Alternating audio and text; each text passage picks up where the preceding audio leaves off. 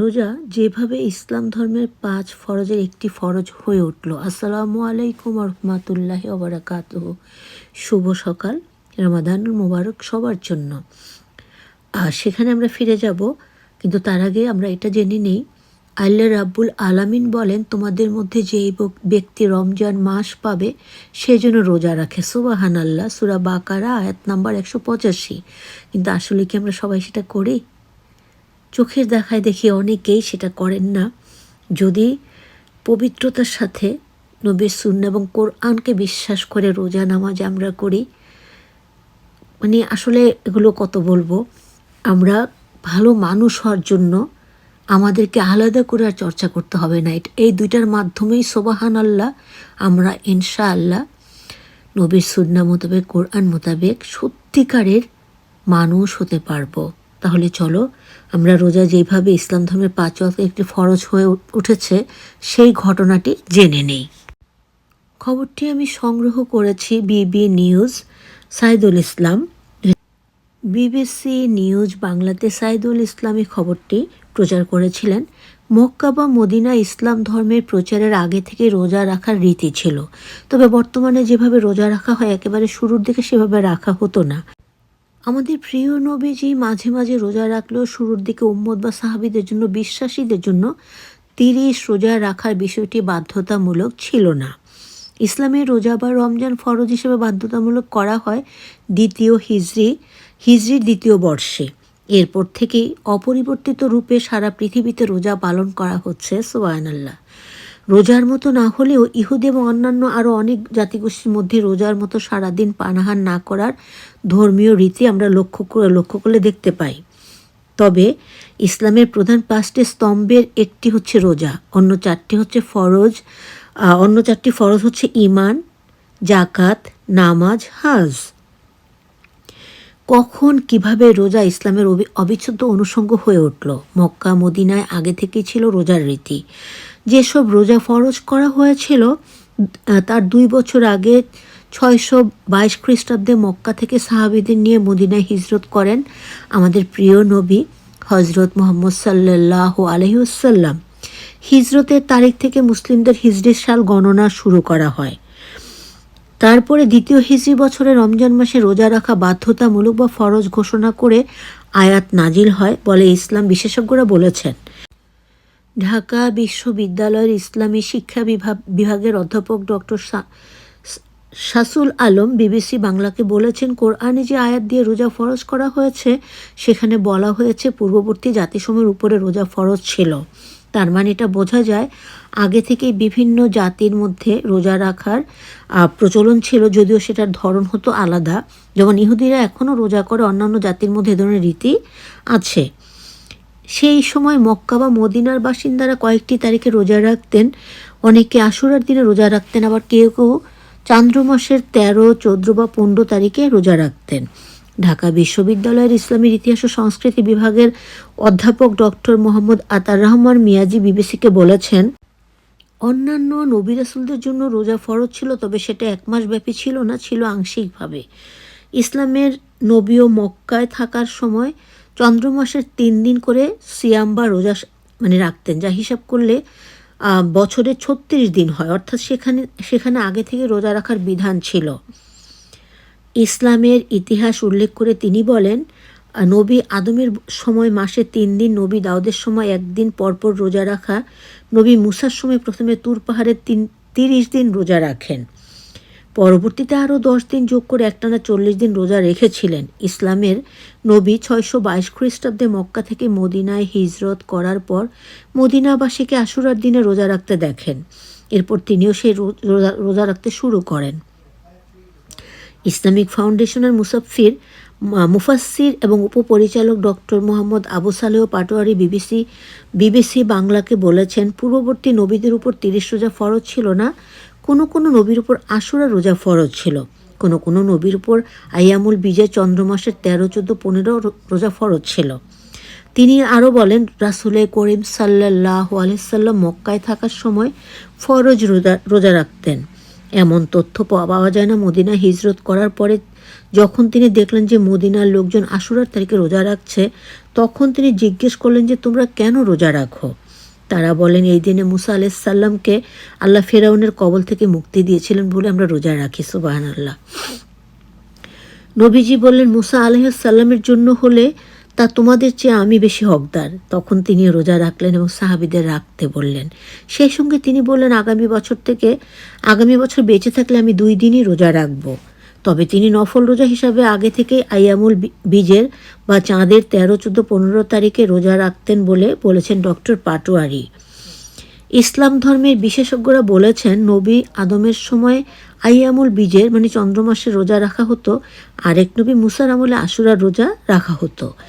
আরব দেশগুলোতে 2 ধরনের রোজা রাখার প্রচলন ছিল, তবে 30 দিনের রোজা শুধুমাত্র ইসলামের নবী হজরত মুহাম্মদ সাল্লাল্লাহু আলাইহি সাল্লামের আমল থেকে ফরজ করা হয় আল্লাহর হুকুমে। সুবহানাল্লাহ। ডক্টর মোহাম্মদ আবু সালেহ পাটোয়ারি বলেছেন, এই 2 রোজা ইসলামের নবী নফল হিসাবে রাখতেন। হিজরি 2য় বর্ষের আগে ফরজ বাধ্যতামূলক হিসাবে কোনো রোজা রাখেননি। 2য় হিজরি বর্ষে বা 624 খ্রিস্টাব্দে কোরআনের আয়াতের মাধ্যমে মুসলিমদের জন্য রোজা ফরজ করা হয়। সুবহানাল্লাহ। তবে বিশেষ কোনো ঘটনা বা পরিস্থিতির কারণে রোজা বাধ্যতামূলক করা হয়নি, বরং ইসলামের বিধিবিধানের অংশ হিসাবে সেটা ফরজ করা হয়েছে বলে বিশেষজ্ঞরা বলেছেন।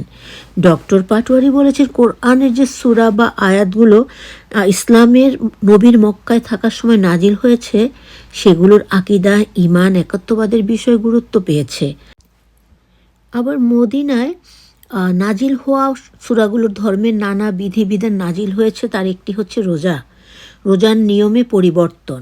ইসলামিক ফাউন্ডেশনের মুফাসসির এবং উপপরিচালক ডক্টর মোহাম্মদ আবু সালেহ পাটোয়ারি বলেছেন, প্রাথমিক অবস্থায় রোজা ধাপে ধাপে সহনীয় করে তোলা হয়েছিল। সুবহানাল্লাহ। রোজা ফরজ হলেও কেউ যদি মনে করতেন যে তিনি রোজা রাখতে পারবেন না, ইচ্ছা করলে তিনি ফিদইয়া দিতে পারতেন। এর অর্থ হলো প্রতিটি রোজার বিনিময়ে নির্দিষ্ট পরিমাণ জম বা তার মূল্য গরিবদের দান করে দেয়া। এটা সাময়িকভাবে কিছুদিন ছিল, তবে পরবর্তীতে সেটা সবার ফরজ করে দেয়া হয় যে রোজার মাস উপস্থিত হলে সবাইকে রোজা রাখতে হবে। সুবহানাল্লাহ। ডক্টর পাটোয়ারি আরও বলেছেন, এরপরে আবার আল্লাহ পাক নির্দেশ দিলেন সন্ধ্যা থেকে এশার আজানের মধ্যবর্তী সময়ে খাবার দাবার বা অন্য সব কাজ করতে হবে। এশার আজান হয়ে গেলে পরের দিন সন্ধ্যা পর্যন্ত আর খাওয়া যেত না। কিন্তু এতে সাহাবীদের অনেকের কষ্ট হয়ে যাচ্ছিল, খাবার খেতে খেতে এশার আজান হয়ে গেছে। এরকম 2টি ঘটনা ঘটে। এরপর আল্লাহ পাক তাদের কষ্টের কথা বুঝে আয়াত নাজিল করলেন যে এখন থেকে সুবে সাদিক থেকে মানে সূর্য ওঠার আগের থেকে সূর্য ডুবার আগ পর্যন্ত রোজা রাখবে। সুবহানাল্লাহ। এই বিধানটি পরবর্তীতে চূড়ান্ত হয়ে গেছে বলেছেন মুফাসসির ডক্টর মোহাম্মদ আবু সালেহ পাটোয়ারি। এসব পরিবর্তন 2য় হিজরিতেই রোজা ফরজ করা রমজান মাসেই হয়েছিল। সে সময় রোজা শুরুর আগে ও পরে মূলত খেজুর, পানি, মাংস, দুধ খাওয়া হতো বলে ইতিহাসবিদরা জানিয়েছেন। ঢাকা বিশ্ববিদ্যালয়ের ইসলামী শিক্ষা বিভাগের অধ্যাপক ডক্টর শামসুল আলম বলেছেন, তখন আরবের মানুষ সেহেরি মানে ভোররাতে যে খাওয়াটা, সেহেরি এবং ইফতার যেটা সন্ধ্যায় আমরা সূর্য ডুবার পরে ইফতার করি, অনেকটা একই ধরনের খাবার খেতেন, যার মধ্যে রয়েছে খেজুর, জমজমের পানি, কখনো উট বা দুম্বার দুধ এবং মাংস খাওয়া হতো। আমরা এতক্ষণ রোজার উৎপত্তি বা রোজা কিভাবে পেলাম, মানে সহি শুদ্ধভাবে 30টি রোজা করার অনুমতি কিভাবে পেলাম সেটা জেনেছি। তার আরেকটু বিশদ আলোচনা যদি আমরা করি, রোজার আরবি শব্দ সাম, উৎপত্তি মানব ইতিহাসের শুরু থেকে, তবে ইসলামের 5টি মূল ভিত্তির একটি হিসাবে এটি 2য় বর্ষে 624 খ্রিস্টাব্দে ফরজ বা বাধ্যতামূলক করা হয়। 1 থেকে 6 হজরত আদম আলাইহিসসালামের আমল থেকে রোজার প্রচলন থাকলেও বর্তমান রমজান মাসের রোজা পবিত্র কোরআনের আয়াত সূরা বাকারা 183 নাজিলের মাধ্যমে ফরজ করা হয়, যা পূর্ববর্তী নবী রাসূলদের উম্মতদের জন্য ছিল 10-11।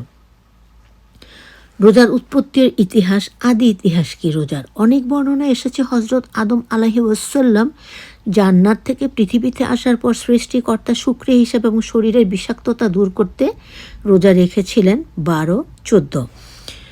পূর্ববর্তী নবীগণ হজরত দাউদ আলাইহিসসালাম একদিন পরপর রোজা রাখতেন। এছাড়া নূহ, ইব্রাহিম ও ঈসা এর উম্মতদের উপর রোজা ফরজ ছিল। ইসলামের ফরজ হওয়ার প্রেক্ষাপট মদিনায় হিজরতের পর 622 খ্রিস্টাব্দে মদিনার মুসলমানদের মধ্যে শরীয়তের আহকাম পালনের প্রস্তুতি তৈরি হলে রমজান মাসে রোজা ফরজ করা হয়। আমরা কিভাবে পেলাম এই পদ্ধতি?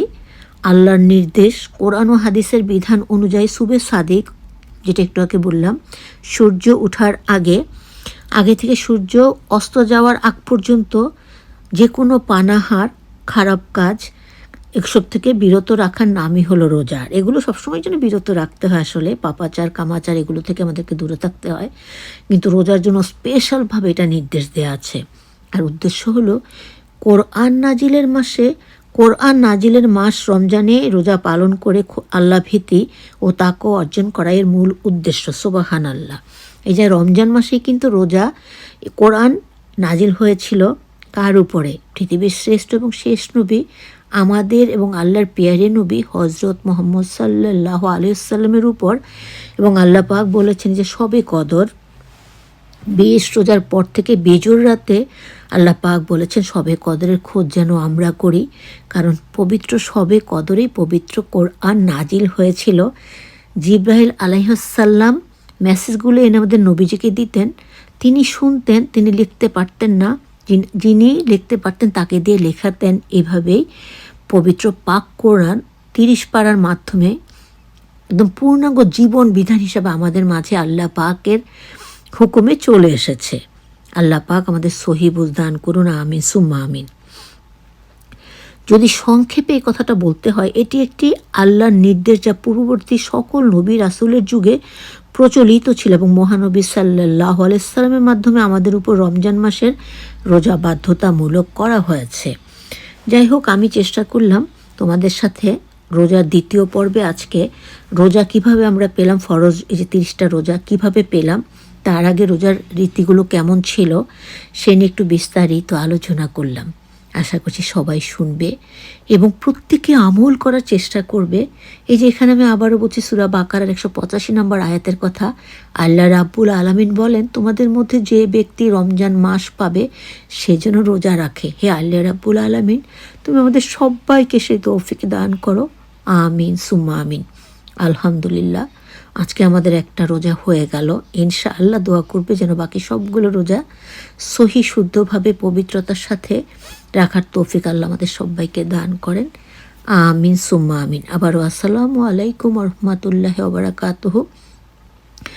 সবাইকে রোজা নামাজের দাওয়াত দিলাম। আল্লাহ যদি আমাদেরকে হেদায়েত করেন, সহি বুঝ দান করেন, আমিন সুম্মা আমিন। আল্লাহ হাফেজ। আল্লাহ সেভ এভরিওয়ান, আমিন সুম্মা আমিন।